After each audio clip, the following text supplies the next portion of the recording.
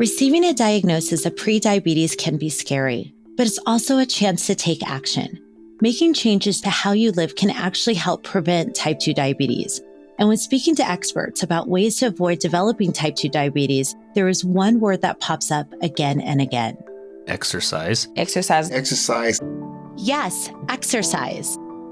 In this episode of the Preventing Type 2 Diabetes podcast, we'll talk about why exercise is important for people diagnosed with prediabetes. There's evidence that shows with exercise that you can prevent or delay the onset. We'll cover tips and tricks to start and maintain an exercise plan that works for you. If you're just starting, do 10 or 15 minutes. Plus, we'll talk about ways to reduce stress and improve sleep, which can reduce the risk of developing type 2 diabetes. Welcome back to the Preventing Type 2 Diabetes podcast. I'm your host, Dr. BCW. The Preventing Type 2 Diabetes podcast is a production of Mission-Based Media and was made possible with support from the American Pharmacists Association Foundation. This series is for educational purposes only. It is not a substitute for formal medical advice, diagnosis, or treatment. So if you have questions about your health, please talk to a qualified healthcare provider. In the first episode of our series, we learned that being physically inactive, overweight, or obese are all risk factors for developing prediabetes and type 2 diabetes. As we've already discussed, making healthy food choices is one important part of losing weight and getting blood sugar levels under control. But exercise is also really important. Exercise helps lower cholesterol and blood pressure, which reduces the risk of heart disease and other health complications. Exercise can also help with both losing weight and maintaining healthy blood sugar levels. In the United States, 42% of adults are classed as being obese, and another 30% are considered overweight. That's according to the National Institute of Health. You may be wondering, what's the difference between being overweight and being obese? Being overweight and being obese are both related to having an excess amount of body weight. And one way to measure this is based on what's called a body mass index, or BMI for short. BMI is calculated by taking your weight in kilograms and dividing it by height in meters squared. If you'd like to know your BMI, we have a link to some websites where you can calculate it. An individual is considered obese if their BMI is above 30. A score above 25 is considered to be overweight. That means you can be overweight but not obese. But if you're obese, you're also overweight. BMI is a widely used measurement for assessing weight status. It also has some limitations, particularly because it doesn't account for factors like muscle mass or body composition.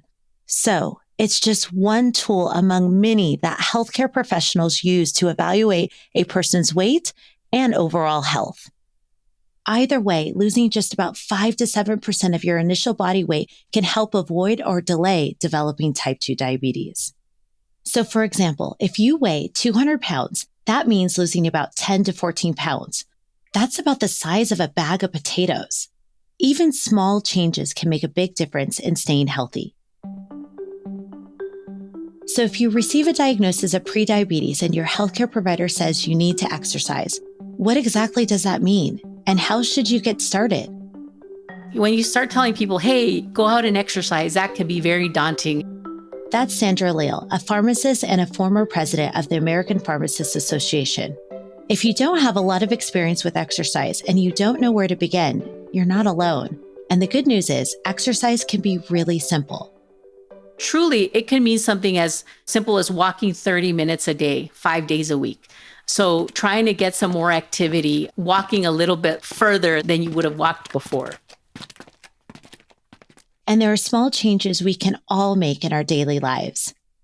Park a little bit further from the front of the store, walk up the stairs a couple of flights instead of taking the elevator. It's things like that that you can start incorporating into your lifestyle to start bringing that additional activity. You don't need to come up with a whole routine to see the benefits of exercise. You can start by being mindful about how much you move throughout the day and find little ways to move more and more. And you can start slow. Don't expect to instantly go from not exercising at all to the recommended level of moving your body for 30 minutes 5 times a week. If you're just starting, do 10 or 15 minutes. You don't have to jump right to the 30 or 40 minutes because you're probably going to burn yourself out and stop. Ryan Iese is a family nurse practitioner, and he likes to remind his patients that any amount of physical activity is better than none. And it starts by finding a form of movement you actually enjoy. If you hate running, don't run. If you love riding bikes, ride bikes. If you like boxing, do some kickboxing classes. So think about the activities you like most and make them a part of your weekly routine. It will help you stick to your exercise goals. When we think of exercise, many people think this means going to a gym. But for some people like Jessica, gyms can be intimidating places, especially if you're feeling a bit uneasy about your weight. When you're carrying that weight and you go into a gym and you're huffing and puffing in the back of the gym, praying that nobody's watching you, you don't stick with that. There's something to be said about that fear of judgment. One of the great things about exercise is that you can do it almost anywhere. In fact, you don't even need to leave your house. When Grace Silverio was diagnosed with prediabetes, it was during the COVID-19 pandemic, so she couldn't go to the gym. You can find several different ways to do exercise in the comfort of your home in the living room. Do you have some milk jugs that you can save and put some water in and use that as a hand weight? Do you have some canned foods? You can also do exercises that don't require any equipment at home, like push-ups and squats and taking a walk. And there are plenty of resources available online to give you ideas and plans for what to do at home. There's free apps on either smartphones or even televisions. You can find exercise anywhere. Apple TV, YouTube. We'll put links to some free exercise apps on our website at healthunmuted.com/resources, along with other information that's specifically for people living with prediabetes and type 2 diabetes. Of course, if one of your goals is to exercise at the gym, Oscar Camejo recommends you go easy on yourself and don't be tempted to compare yourself to others. You're dealing with anxiety. Don't get caught up on what somebody else is doing. Don't make someone else's goals your goals because they're working on something different. Oscar was active as a teenager. I wasn't overweight my entire life. You know what I mean? I had somewhat of an athletic build growing up. By his mid to late 40s, he found himself overweight and feeling sluggish and tired. When he was diagnosed with type 2 diabetes, it was a wake-up call for him to change his lifestyle. So he went back to the gym, but found it overwhelming. And my first day in the gym, I remember walking in not knowing what to do. I would get on a machine. Well, how many reps am I supposed to do? I did not have a plan whatsoever. So that first workout was very strenuous. Most gyms have professional trainers who can help you come up with an exercise plan that works for you, based on your preferences, goals, and needs. Your trainer can also coach you through workouts to make sure you're using good form and not at risk of injuring yourself. But you don't need a gym and a personal trainer to exercise. As Grace and Ryan mentioned, there are many online apps and resources that can help, and many are available for free. I was able to find a program that's simple to follow through the Nike Training Club app. The Nike Training Club app is one of the apps we have listed in the show notes for this episode and on our website. And at the time of this recording, it's completely free to use. Whatever you prefer, exercising in a gym, at home, outdoors, or somewhere else, the most important thing is that this is about forming a new habit and finding some way to make exercising a part of your life. For some people, that can take a short amount of time, while for others, it can take months. Here are 5 tips to help create new habits. Number 1, set a specific achievable goal. This is where starting small is important for those of us who haven't moved much recently. It's definitely all about the small goals. You might have a larger goal at the end, which is to lose a certain number of pounds, but how you get there is through those weekly small goals. Number 2, create a plan. Don't just say you'll do it. Make specific time on your calendar and treat it like an appointment for yourself that you have to keep. Number 3, make it fun. As Ryan said, find that activity you love and you're far more likely to keep going. I've lost over 80 something pounds and I've been able to maintain it through the diet and exercise and just keeping it real simple, keeping it fun, adding a variety of exercises. Number 4, be flexible. If you miss a day, you miss a day. Don't be too tough on yourself and try again tomorrow. There's no expectations, right? If you need to start out going to the gym for 5 minutes at a time, do that. And finally, tip number 5, find some support. Exercising with someone or in a group is much more sustainable and more fun. More importantly, on those days you really don't want to put your running shoes on, your friend can come and drag you off the sofa. The absolute key to all of this is getting started. And the very best time to start was yesterday. The second best time to start is today. Take a deep breath. It's not going to be perfect. You're not going to get it right every time, but just do it. You can do it. It's your journey, and just stick with it. We've talked a lot about how exercise can help you lose weight and control your blood sugar. But exercise also helps you sleep better and reduce stress. And those are important because both stress and poor sleep can affect your blood sugar. Let's talk about sleep first. We've all had nights when we don't sleep well or don't sleep long enough, and you know that it makes you feel tired and can even cloud your thinking. But did you know that getting too little sleep can make it harder for your body to control blood sugar and even make you feel hungrier when you wake up? And when you feel hungry and tired, you may be less likely to make healthy food choices and be more tempted to reach for foods that are high in carbohydrates and sugar. And this makes it even harder for your body to manage blood sugar levels.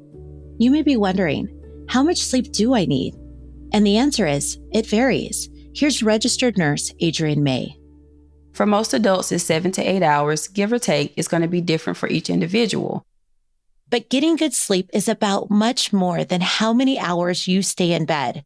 It's also important to make sure you get the best quality sleep. Sleep hygiene is one of the most important things that people overlook.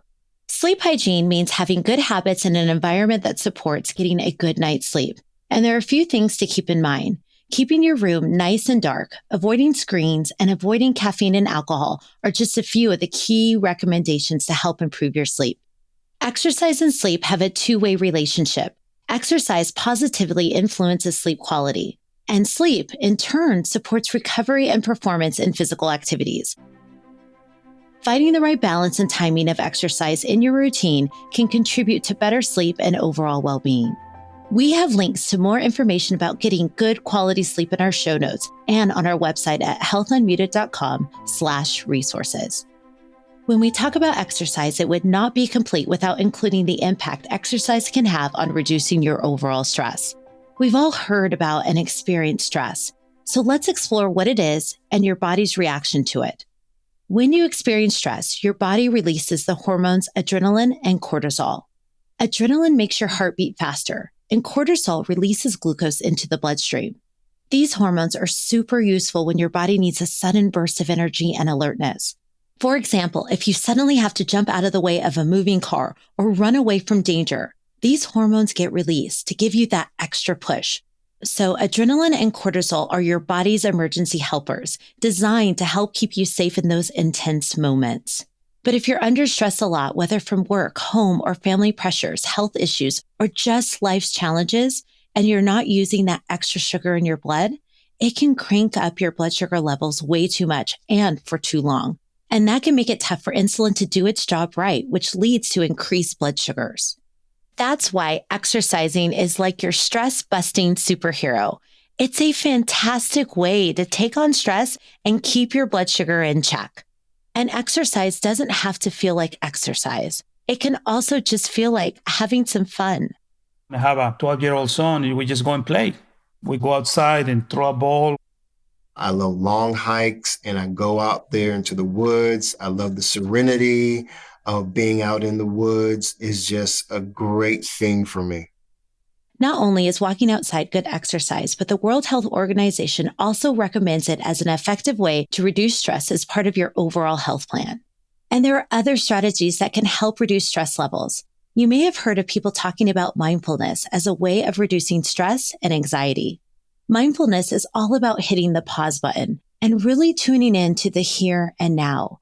It's like taking a mental chill pill and paying attention to what's happening around you and inside you. You can start practicing mindfulness for free from almost anywhere. There are loads of handy mindfulness apps, websites, and videos, and we've linked to some in the show notes and resources. Spending just a few minutes each day doing this can be a game changer for how you handle stress. Yes, stress is a common part of most people's lives. However, when you make and take the time for activities that bring you joy and relaxation, it can make a huge impact in your overall mental and physical health status. Be kind to yourself. Make sure that you're finding time for yourself, whether it's meditation, whether it's going for a walk by yourself, listening to some music, dancing it out. Don't be afraid to ask for help as well. Oscar says from his experience, relying on a support network is especially important for men because men can often feel pressure to deal with their problems on their own. It's okay if you're struggling to reach out to a friend or a loved one to say, hey, you know what? I need support from you. We as men don't like to go and make it known that we need help, but we need to get over that because I don't know about you. I don't want to be overweight. I don't want to have passed away early or have lost a limb. So fellas, you have the opportunity today to turn things around. So far in this series, we've talked about how lifestyle changes like diet, exercise, sleep, and reducing stress can help people prevent type 2 diabetes. In the next episode, we'll talk about how medication can also play a role for people who are at risk of developing type 2 diabetes. Medication for cholesterol, medications to prevent pain or depression or other things associated with diabetes, plus the diabetes medications themselves and things for high blood pressure. We'll discuss what they are, how they work, and how to talk to your provider about them. In the meantime, if you want to learn more about how exercise can help prevent type 2 diabetes and find resources to get started, visit our website at healthunmuted.com/resources. There you can find links to free exercise apps and useful items like the National Diabetes Prevention Program and information to enroll in a lifestyle change program. I'm Dr. BCW, and this show is a part of the Health Unmuted audio library by Mission Based Media. It was created with support from the American Pharmacists Association Foundation. Follow our show on your favorite podcast player and share it with the person in your life.